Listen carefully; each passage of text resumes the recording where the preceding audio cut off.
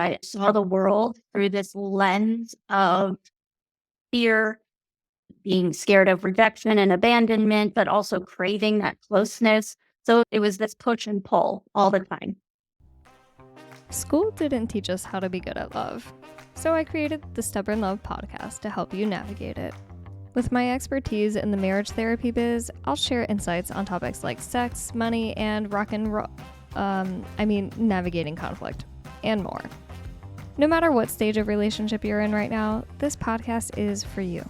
Every episode has actionable tips that will help you create a happier, healthier, and more fulfilling life with the people you love. Don't miss an episode. Subscribe now and join me on this journey of love and learning for the stuff they didn't teach you in relationship school.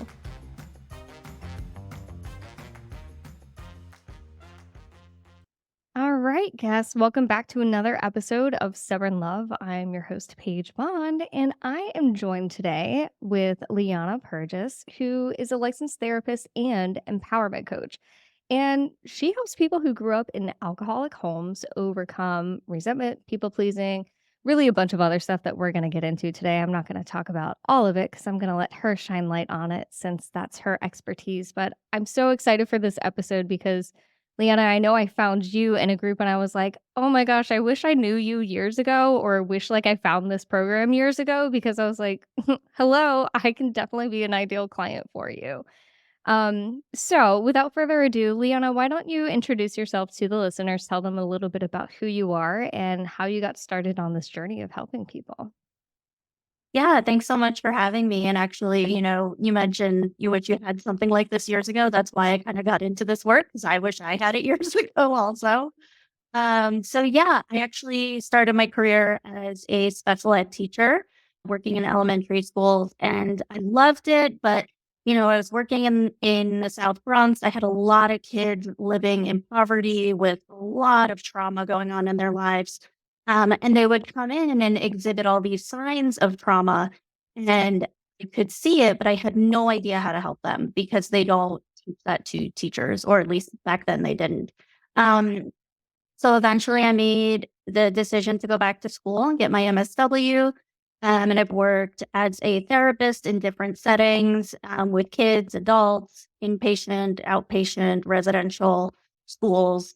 Um, and now I have a private practice. I recently decided I wanted to start a coaching program because I kind of think of like my personal journey, having grown up in an alcoholic home, like therapy helped me immensely in terms of doing a lot of trauma work and healing. I did go to Al-Anon and some 12-step groups, and that also was amazing for me because it gave me that community that I think I really needed. But after all these years of work, I came out of it thinking, okay, but I'm still struggling, right? There's certain things I'm still struggling with. I'm struggling in my relationships with friends, romantic relationships. Everything doesn't feel good. Um, and then when I got trained as a therapist, my eyes were opened. I mean, this was my light bulb moment. I remember my first internship. I was doing attachment work and they handed me Bowlby's article on attachment. And I think I burst into tears reading it because I was like, oh my God, this explains my entire life. How did no one teach me this before? And then continuing to learn and grow as a therapist, I got so much out of it in my personal life. I learned communication skills, healthy communication skills, how to set boundaries, all these things that I think was just like the missing piece of the puzzle that I really needed to complete my healing. Not that, we ever are done healing, but, we're always growing and learning. But I think that was the piece that was really missing for me. And so, I thought about, I feel like maybe this could be a helpful service to offer people to really give them those concrete skills. So now I'm starting this coaching program and I'm really excited about it. Oh my gosh. And I can't wait to talk more about it and what goes on. And I think it's so funny that you mentioned Bowlby because I was recently at a conference for marriage and family counselors, and session after session after session, they're mentioning Bowlby, they're mentioning the strange situation study where they're determining attachment styles and how it formed, and I kind of was in that same place where I wasn't taught really or my program in grad school wasn't really focused on attachment and connection in relationships. And I find it so interesting because that's just like such a key way of how I work with people and now like conceptualize my own relationships and conceptualize the way that we work with clients. And I feel like it is such an easy to understand concept. Like, why is this not talked about more? Like, do you have any thoughts on that? No, no, that's a really good question. I mean, in terms of research, I think it's a relatively young area. Obviously, it started in the mid 20th century, but I think a lot more research is coming out now. I think there's a lot more awareness about attachment issues and attachment styles and what the impact that can have on our adult relationships. Why it's been so hidden, I don't know, but I agree. I mean, I think it's so important to have at least a basic understanding of attachment. Even you don't have to be an expert in it, but just to have a little bit of knowledge about it because it does really inform our adult interactions. Yeah, I definitely agree. And you mentioned a little bit about like you went to Al Anon and you got some good stuff out of it, but it didn't really get everything that you needed. And so you kind of transitioned into, more research for your own self. And so I'm kind of curious what you see that Al Anon and 12-step programs like that cover that doesn't meet the threshold of what we really need for even deeper healing that, you know, things like your program touches on. Sure, yeah. I mean, I always say I think Al Anon and other 12-step programs can be really great, but it's not for everyone, and that's okay. I think for me, what I really got out of it personally was that sense of community that I could go to a meeting, to a room, and talk about some of the thoughts I had about my mom that the average person, if they would hear me say that out loud, would look at me like I had two heads, right? And like, how could you say that about your mother? And it's complex. When you grow up with an alcoholic parent, you have very complex feelings about them. You still love them, you still care about them, all that stuff. But you also might have some anger and some frustration and all kinds of feelings. And in an Al Anon meeting, I knew I could say whatever was on my mind, and not only would people not look at me like I have two heads, they would nod along of like, "Yeah, totally get that. I've been there too," right? And that was just so amazing for me, and that was, I think, the first time in my life I had that outside of a therapy session. So it was about community. Yeah. Now for me, that was the biggest thing. People get different things out of it. One of the 12-step slogans is, take what you like and leave the rest, right? So, I mean, for me, that was the biggest gain was that community of people who truly understood what it was like to walk in my shoes. Hmm. Now, can you talk a little bit about how codependency gets formed out of growing up in a dysfunctional family, like having alcoholics or someone who's struggling with substances as caregivers? Yeah, for sure. And the 12-step community, they definitely see Al Anon as a codependency program because that is often what happens when you especially growing up with it as a child, but for anyone who has a relationship with someone struggling with substance use, there is the difficulty often with setting boundaries and knowing when and how to set them because you love this person, right? Like, obviously, you wouldn't care otherwise. So there's this instinct to nurture and take care of people we care about. That's just ingrained in our DNA, which is great. And that's a good thing. The problem is when someone is deep in their addiction, I almost think of it as like if someone they don't know how to swim and they're drowning, if you go and try to save them and you're not trained as a lifeguard, they might pull you down under with them because you're just not trained for it, right? And it's not because they're trying to hurt you, it's just they're in this survival mode and it just naturally happens. And I think it's often the same when we're talking about loved ones. of people who struggle with substance use is that they're so deep in their disease for whatever reasons that you can easily get sucked into it yourself because you're trying to help.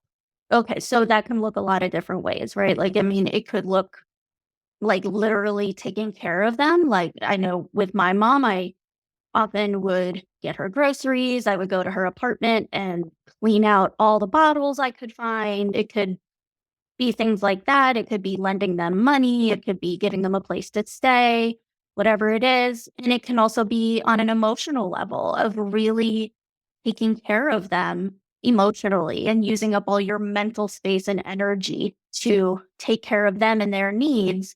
And then what happens naturally is you end up neglecting your own. And that can happen consciously, subconsciously, all kinds of ways. So it's very common for that to happen. Um, and I think, there's also this piece, especially if you grow up in an alcoholic home, you might be neglected in certain ways, either physically or emotionally. Again, just a natural side effect of this terrible disease of addiction. And because of that, then we get into this habit of craving that nurturing and craving that connection even more than the average child. So then as adults, what do? We do exactly the same thing. We chase it because we grew up feeling like, okay, I have to chase it to get it. So then we end up doing that as adults. And then, it can just kind of build and snowball in itself. I love how you describe that too, because I can definitely imagine someone coming into the dating scene, growing up in a home like that with codependent tendencies and going after emotionally unavailable people, going after people who may actually neglect them emotionally or physically, but that's their experience of what love was growing up. So that makes total sense of why they're like seeking that person for them. Um, Gosh, I mean, what does that do to someone trying to make relationships in the adult world? Like, how does that play out?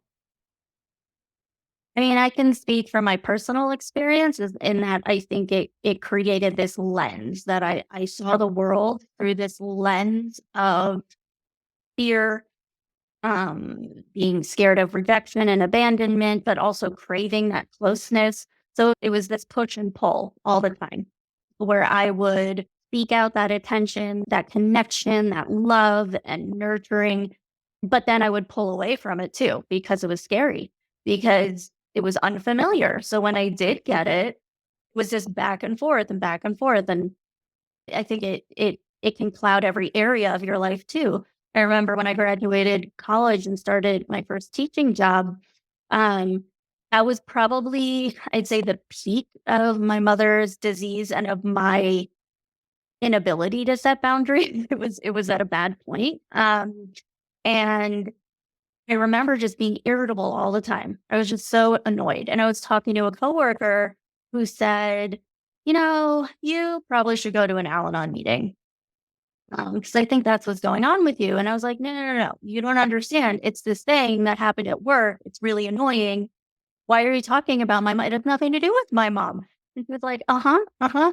You don't think you should go to a meeting? And I'm like, no, you don't understand. And I would argue and argue and argue. But I look back at that now and I'm like, oh yeah, absolutely. That irritability that was coming out in me was just this reaction to feeling hurt and frustrated and scared and angry and loving my mom and being worried about her all at the same time. And it just happened to come out in this irritability often at work.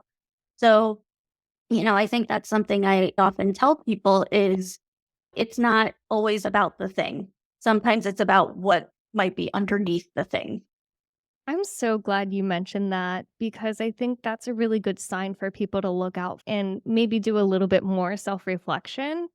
If you're getting more reactive over something that may be like not a simple thing that used to bother you then, but it sounds like when you notice stressors bleeding into even other areas of your life, that's kind of a moment where you need to take a temperature reading and see what the relationship with this person is really doing to you. What would then be their next step to gain a little bit more awareness of the impact of this codependent relationship, not setting boundaries and stuff. What's the next step?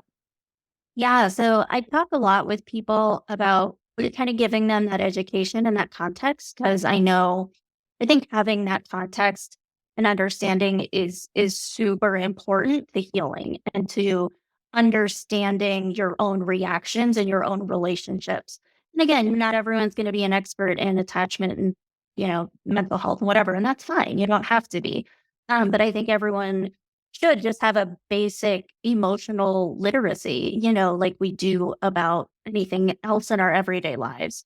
So I talk a lot to people about attachment and the issues growing up and how that impacts our adult relationships.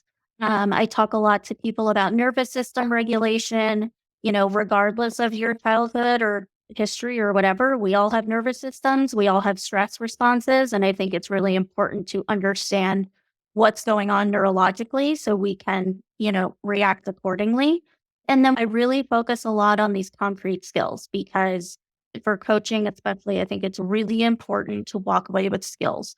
So while I will validate feelings, of course, that's a big part, I think, of any work like this. I think it's important to really think about the actual words you can use to set boundaries. Or how do you even figure out what boundaries you need to set? Because that can be overwhelming too. How do you communicate with people? How do you express your needs instead of feeling like you always just have to people please? How do you go about recognizing red flags if you're dating or meeting new friends or whatever and being able to avoid this cycle of attaching to people who are emotionally not available for you. I really want to work on those skills because I think that's a really important piece that people don't always get in 12-step or therapy programs. I love that really easy path that you have there, awareness, and then moving into calming down your body when it gets all reactive, and then moving into like skills that you can walk away with and like actually start using in your life. Can you talk a little bit more about the emotion regulation part? Because I find that this in my work with clients is a really big struggle for them because they're used to running on that stress response and that is their life. That's how they've survived and they really don't know any other way. So, can you talk a little bit about the skills that you might teach or any other important education that would be good? Yeah, I do a lot of education on the brain and the stress response and also normalizing it, right? It's actually a good and adaptive thing that we have this stress response because when we're in physical danger, it helps protect us. The problem is the same response happens in the brain if we get an email that is triggering or if we get a phone call or something like that when we're not in physical danger. So I talk a lot about that. We do a lot of education on what that looks like in the brain and how that impacts the body. We know there's a somatic body response when this happens. I talk a lot to people about let's think about your warning signs. How do you know when you're starting to get escalated? And let's think about the signs, the symptoms that happen when you're really in it, you're really stressed and triggered. And then let's think about those regulation strategies. And I always encourage people to have as many tools as possible in your toolbox. There is no single coping skill that will work 100% of the time. It's just not realistic. So we need to have as many options as possible. I talk a lot about, you can have those top down approaches, those cognitive, mind based approaches. We have the bottom up, more based approaches. It takes a lot of trial and error. And I like to normalize that for people too. Like it can be frustrating sometimes, right? Because it's not a magic pill. I can't say to you, "Cool, do this thing and boom, just like that, you're gonna be great." Everyone's so different. What works for one person is gonna make someone else more anxious. So it just takes a lot of trial and error. You gotta play around with it, see what works, what doesn't, what works in specific situations or environments and what might not work. Whatever it is, just play around with it. You're experimenting, you're exploring, and that's okay.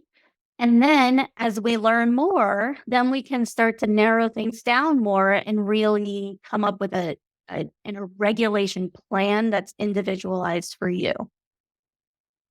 And I really like how you said there's no one tool that's going to work for everybody. Like, I can totally imagine some people like deep breathing through a situation can work really well. Whereas if they try that, that's going to piss them off more and they're going to become dysregulated. And so maybe a walk would be better, or going to go lift some weights would be better, and just like focusing the energy that way. So, yeah, have as many tools as possible. You talked a little bit about boundary setting and how that was, something like it came to a point for you in your own relationship with your mother where you're like, okay, there's something that needs to change here. How would one know when they need to start setting boundaries or that they're having boundary issues with somebody? Well, that's a great question. I would say one of two ways. Either you're consciously aware of frustration or anxiety or whatever it is related to your relationship with that person. I think for a lot of people, it might be feeling like, oh, I just feel like I get walked all over and it's all about that person and their needs and it's never about mine. There's a great example of a sign that maybe you need to set some boundaries. Um, it could be that irritability or things like that that I was talking about earlier. And it could also be somatic or physical symptoms. For a lot of people that will show up in these physical symptoms. It could be you're so stressed about your relationship with this person that you're noticing more tension, you're noticing pain, you're noticing feeling ill, whatever it is. It can show up in different ways, but I would say good clue is if you're thinking about, oh, I don't know, maybe I need to set boundaries with this person, the answer is probably yes. I love that. If you're thinking about it, it's more likely that your brain is taking you to the right place. Yeah, for sure. That kind of brings up something for me because I also have this struggling relationship with my mother as someone who also grew up in a dysfunctional home like that. And it's something that my partner had pointed out to me how, like, I get worked up during certain interactions or anything like that. And I'm like, oh my god, you're totally right. And for a lot of people, it can be really easy to get defensive, kind of like your story. You were like, "No way, that's not me. That's not what it is." But when I was able to like sit there and think and be like, oh my gosh, it really is having this kind of impact on me. And now it's bleeding even into this romantic relationship with my partner. I can imagine there's so many situations where growing up in a dysfunctional family home can start to intrude on like the couple relationship. Can you speak a little bit about that on the impact? Yeah, well, I mean, we know that our first model of what a romantic relationship looks like is what we grow up with in childhood. Like for me, for example, there was a lot of anger and screaming in my family of origin. So, what happened as an adult, before I learned how to regulate and figure this stuff out, I was angry. I was angry all the time. I was angry at the world. I was angry at the checkout person at the pharmacy that it was taking forever. I was angry at the customer service person on the phone when I was having problems with my cable. Like I was just angry at everyone. And that was the spark, I guess, that ignited it. But what was underneath was just this anger because what I grew up with was, well, when you're dysregulated or if something's not great, that's what you do. You get angry. Yeah. And so for me, that was just normalized. That was just what you do. Whereas in other families, it could be something else. Someone who grew up in a home where you sweep things under the rug and you just make a joke and pretend nothing ever happened. You don't talk about feelings. They're going to end up doing that in their adult relationships too. So I've had to do a lot of work in my romantic relationships in my adult life on not getting so angry so quickly. And I still get angry. I mean, there's nothing wrong with anger. Anger itself is a normal and healthy expected emotion.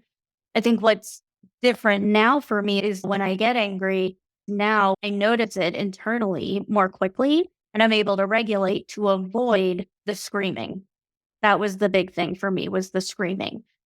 So I had to do a lot of work on not reacting so quickly and being able to notice when I was angry so that I could do something to step away avoid, basically turning into the Hulk. I mean, I was super angry. I was yelling a lot and sometimes throwing things. And, I was doing a lot of stuff that my partners in the past would look at me like they didn't even know who I was. They looked at me like they didn't recognize me.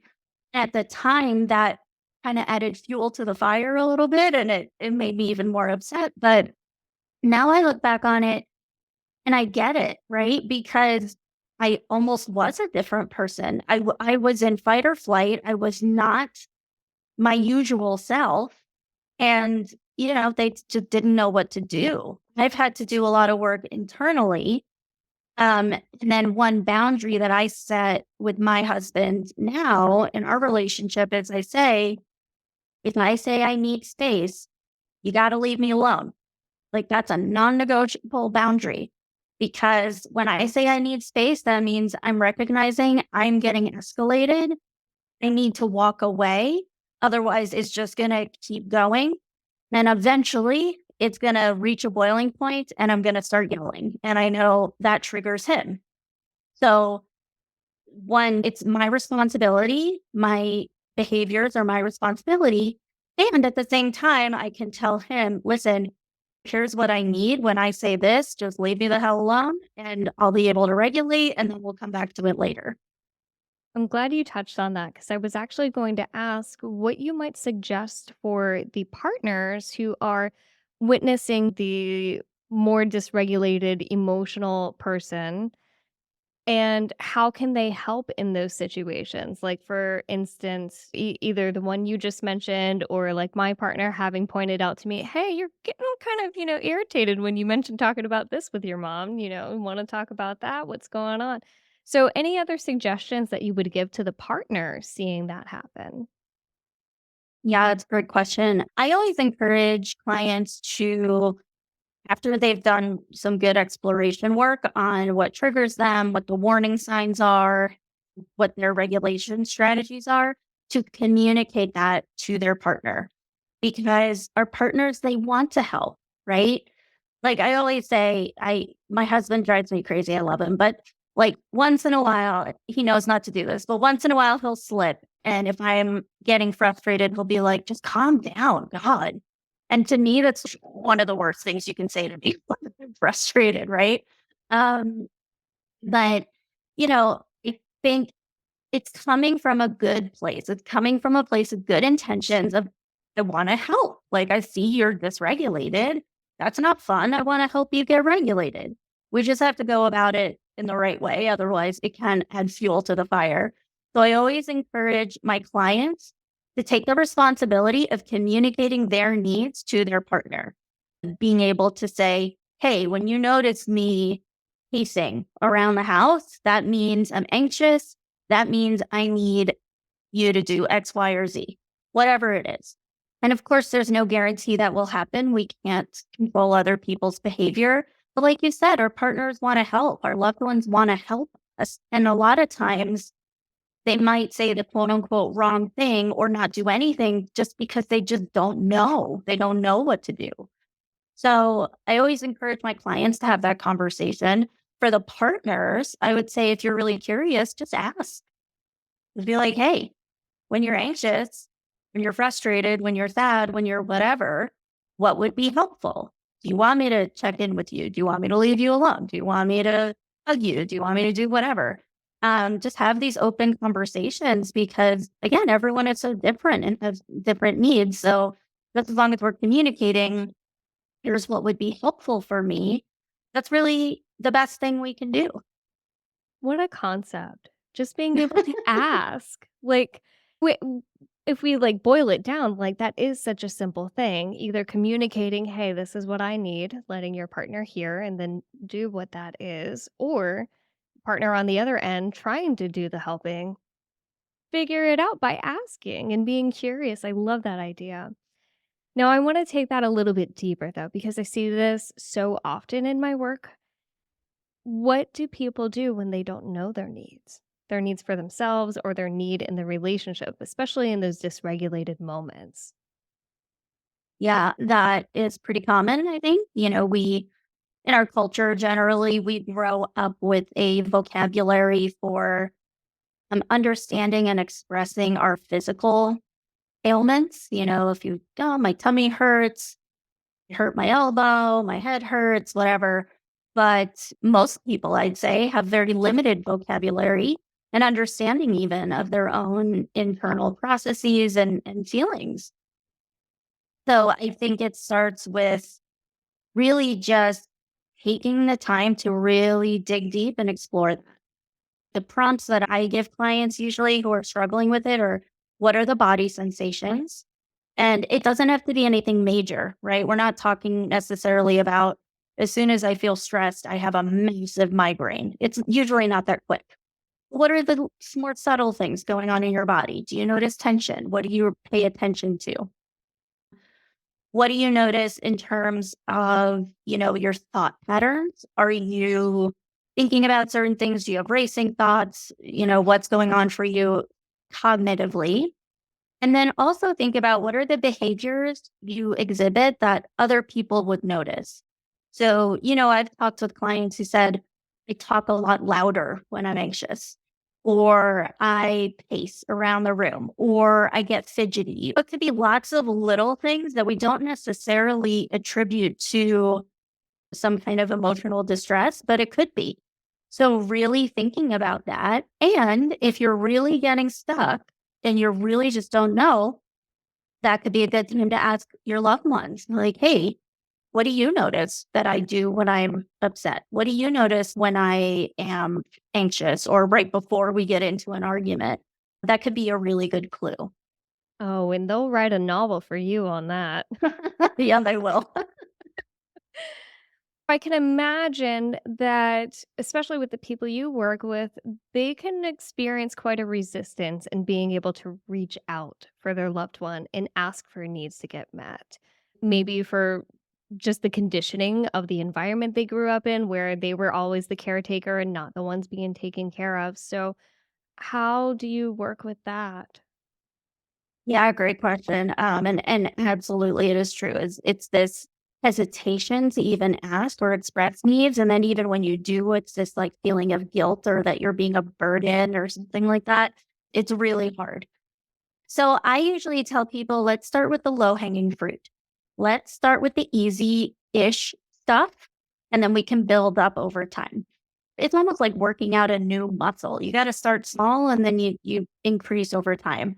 With setting boundaries or asking for your needs to be met, what is something you could tackle, just one thing so we don't get overwhelmed, that feels less uncomfortable than other things? I understand it's going to feel uncomfortable. Let's just acknowledge that reality, right? But let's start with what's going to feel less uncomfortable. So it could be something simple like, if your friend is always running late to meet up with you, right? That could be something simple that you ask, hey, it really frustrates me when I'm sitting around and I don't know when you're going to show up.